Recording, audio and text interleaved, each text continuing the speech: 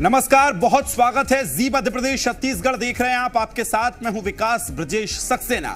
CM Shivraj Singh महिलाओं और आदिवासियों के हितों के लिए बड़े बड़े दावे करते हैं और वादे भी करते हैं, लेकिन मुख्यमंत्री के गृह जिले यानी सीहोर में एक आदिवासी महिला के साथ कानून की रक्षा करने वाले पुलिस वालों ने ही बिना वजह उसके साथ मारपीट कर दी है। गांव सोहनखेड़ा की आदिवासी महिला ने बिल्किसगंज थाने के पुलिस कर्मियों पर मारपीट का आरोप लगाया है। महिला ने कहा कि पुलिस वाले मेरे भतीजे की पिटाई कर रहे थे, तभी मैंने उन्हें रोकने की कोशिश की तो उन्होंने उनके साथ बेरहमी से मारपीट की। पुलिस ने भतीजे पर झूठा केस दर्ज कर लिया है। पीड़ित महिला पिछले 2 दिन से न्याय के लिए दर दर भटक रही है, लेकिन किसी ने महिला की गुहार नहीं सुनी है। वहीं इस मामले पर कलेक्टर प्रवीण सिंह ने कार्रवाई का आश्वासन दिया है। ऐसे में सवाल उठता है कि मुख्यमंत्री के गृह जिले में महिलाएं सुरक्षित नहीं है तो प्रदेश में महिलाओं का क्या हाल होगा, इसका अंदाजा आप खुद ही लगा सकते हैं कि एमपी की शिवराज सरकार के लिए आदिवासी सिर्फ चुनावी मोहरा बने हुए हैं। ये घटना ये है सर, बच्चे को बहन को मारा पुलिस वाले ने। तो बहन को मारा पुलिस वाले ने, तो बड़ा बड़ा लड़का उसे देखा कि बुआ को मार खिलवा रही है। दूसरे वाले बच्चे से कहा, दूसरे वाले बच्चे से कहा कि मार मेरे भाई को बहन को मार खिलवा रही है। तो ये कहा कि क्या कर रहा है, तो पुलिस वाले ने क्या करा, उसको भी मारा, उसे पकड़ के लाकर लिया यहाँ पे। बहुत मारा उसे, बहुत मारा उसे। क्यों मारा, क्यों मारने का कारण क्या था पता नहीं है सर, क्यों मारा कुछ भी नहीं। देखिए, ये अभी रेशम बाई मुझसे मिली थी और इनका आवेदन भी मुझे मिला है, जिसमें इनका आरोप है कि किसी आंगनबाड़ी कार्यकर्ता के द्वारा शिकायत की गई थी, जिसके ऊपर वहाँ पर गांव में पुलिस आई थी और पुलिस के द्वारा जो है उनकी साथ में मारपीट हुई है। पूरा आवेदन आ गया है। मैंने पूरी वस्तुस्थिति से एसपी साहब को अवगत करा दिया है और उसमें आवश्यक कार्रवाई कर रहे हैं।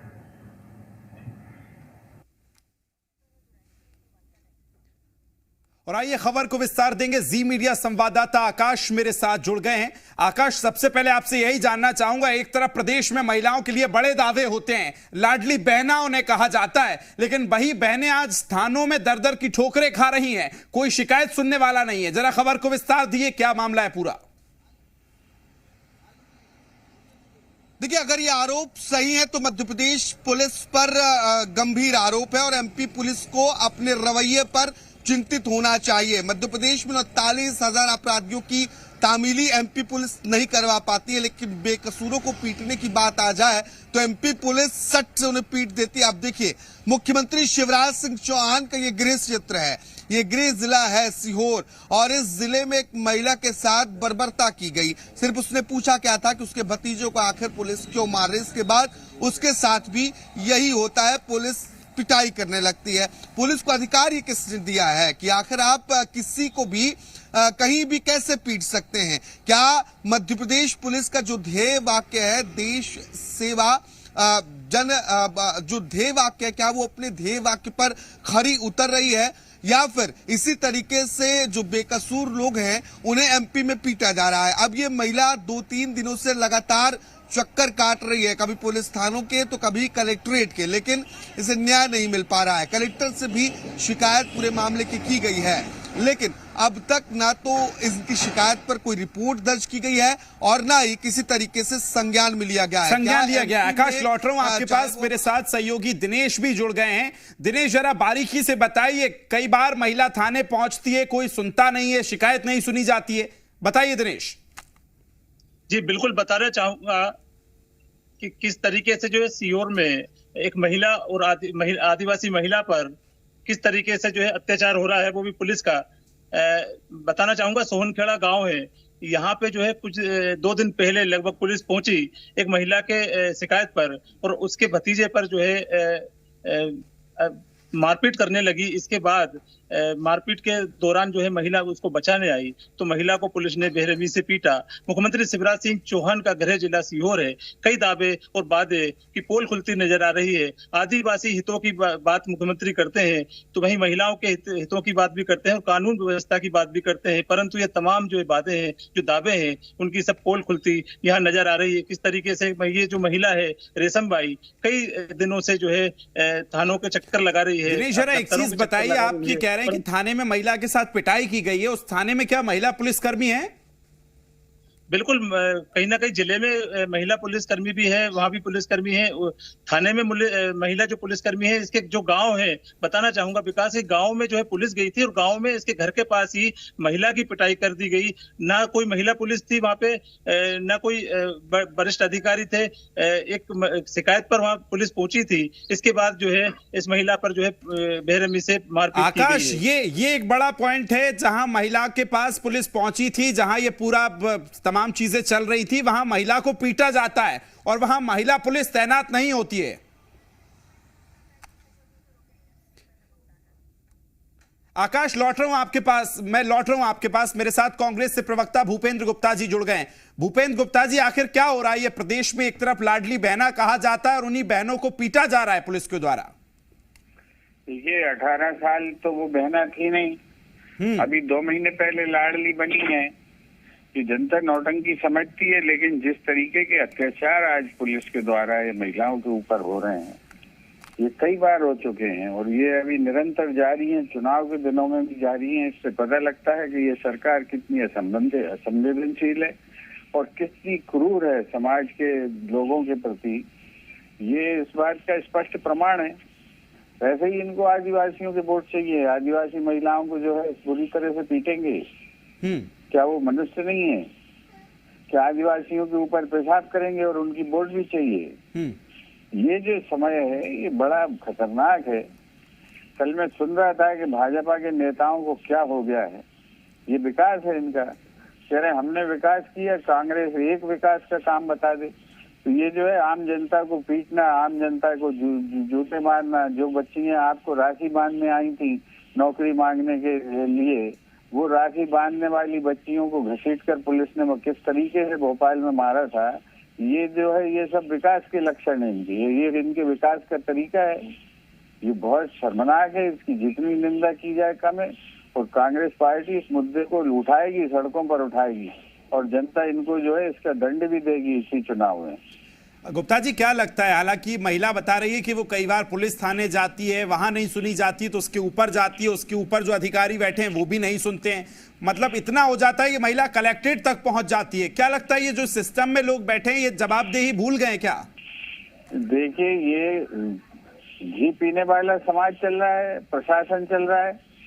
चपरासी पकड़ा जाता है तो करोड़ रुपया निकलते हैं उसके यहाँ से, और अगर जो है बेलदार पकड़ा जाता है तो करोड़ रुपए निकलते हैं। जब इतना स्वच्छंद प्रशासन हो, इतनी लूट मार जिस प्रशासन में कमीशन खोरी चल रही हो, वहाँ पर तो जो है बेशर्मी होगी। वहाँ पर प्रशासन किसी की क्यों सुनेगा? जब उनकी नीचे से लेके ऊपर तक जलेबियां सीरा पी रही हैं, तो फिर जो है कौन किसकी सुनेगा? वही तो ठीक है, मैं जवाब ले लेता हूं सर। हितेश वाजपेयी जी मेरे साथ जुड़ गए बीजेपी से। हितेश वाजपेयी जी, जवाब दीजिए जरा। ये मुख्यमंत्री के गृह जिले में अगर ये हाल है कि एक महिला को बर्बरता से पीटा जाता है, जहां पुलिस पीटती है वहां महिला पुलिसकर्मी तक नहीं होती है सर। देखिए, लॉ एंड ऑर्डर जो है उसकी एक घटना हो सकती है, और ये घटना जो है मैं आपके इस माध्यम से देख रहा हूँ तो मुझे बहुत जानकारी नहीं है, और इसीलिए मुझे लगता है चुनाव आयोग, जिले के अधिकारी सब इसका संज्ञान लेंगे। पॉलिटिकली हम लोग इस पर कोई इंटरवीन नहीं कर सकते हैं। लेकिन दुर्भाग्य है मुझे कि सोचिए आप, विपक्ष का काम जी न्यूज कर रहा है, जनता की समस्याओं को ये घोड़े बेच के सो रहे हैं। कोई दिवाली मना रहा है, कोई नरक चौदस के दिए जला रहा है। तो ऐसी तो हमारा विपक्ष है। अभी ये बहुत सारे ज्ञान दे रहे थे। तो आप सोचिए, घोड़े बेच के सो रहे हैं और कंबल ओढ़ के घी पीते हैं। जब ये 15 महीने के लिए आ गए तो 1500 करोड़ इन्होंने निपटा दिए पूरे। माता जी तक गए ऊपर दिल्ली में और उसका केस चल रहा है। तो ये ऐसे तो एक भी नेता आपको दिखाई दे रहा है कांग्रेस का? क्या चुनाव लड़ रहे हैं? चलो मान लिया हमसे गलती हो रही है, तो इस बेचारी महिला के साथ खड़े तो हो जाओ भैया जाके, कि ऐसे ही टीवी पर ही बोलते रहोगे बस और सोचोगे वोट मिल जाएंगे। तो कांग्रेस जो है, कांग्रेस केवल अपनी सत्ता की भूख मिटाने के लिए आदिवासियों का उपयोग करती है। इनका सुशासन से कोई मतलब नहीं है। नहीं उठे सर, हालांकि आप इस एंगल पे इस खबर को देख रहे हैं कि विपक्ष ने उठाया, जी ने उठाया, आप इस एंगल से देख रहे हैं। मेरे सहयोगी आकाश भी एक सवाल करना चाह रहे हैं। जी आकाश, पूछिए।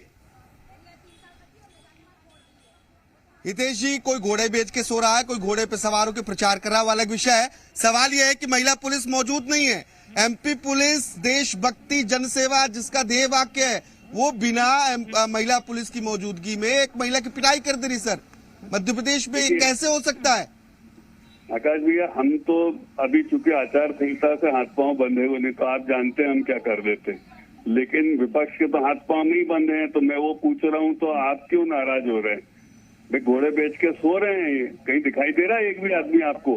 विपक्ष का काम नहीं है खड़े होना इनके साथ, ये केवल सत्ता का सुख भोगेंगे, केवल मलाई खाएंगे ये, और सुबह से शाम तक बोरों से पैसे निकलेंगे कांग्रेसियों के यहाँ से। भूपेंद्र गुप्ता जी जरा जवाब दीजिए। हितेश जी को ये चिंता है कि आपने इस खबर को नहीं उठाया है सर, उससे पहले जी ने उठा दिया है। हाँ, ये विपक्ष तो उठा ही नहीं रहा, अभी भी नहीं पता कमलनाथ जी को नहीं होंगे। भैया के हाथ बंधे हुए हैं, भैया के हाथ बंधे हुए हैं। इन्होंने बलात्कारियों के घर पर दतिया में इनके हाथ बंधे हुए थे, तब भी बंधे हुए थे। इन्होंने जो है उसकी ठाकुर लड़की की हत्या, जिनके इनके पदाधिकारियों ने गोली मारी जबलपुर में, इनके हाथ बंधे हुए थे, इसलिए उसके घर पर बुलडोजर नहीं चलाया। तो सो क्यों रहे हैं अभी तक? तो वहाँ निकल आना चाहिए सड़क के ऊपर। कितने बार चाटोगे भैया? कैसे कांग्रेसी है? कितने बार बेशर्मी से इस तरह की बातें करोगे? केवल इनको लोगों के एक एक करके आ रहा हूँ हितेश जी आपके पास। शर्म आनी चाहिए भाई।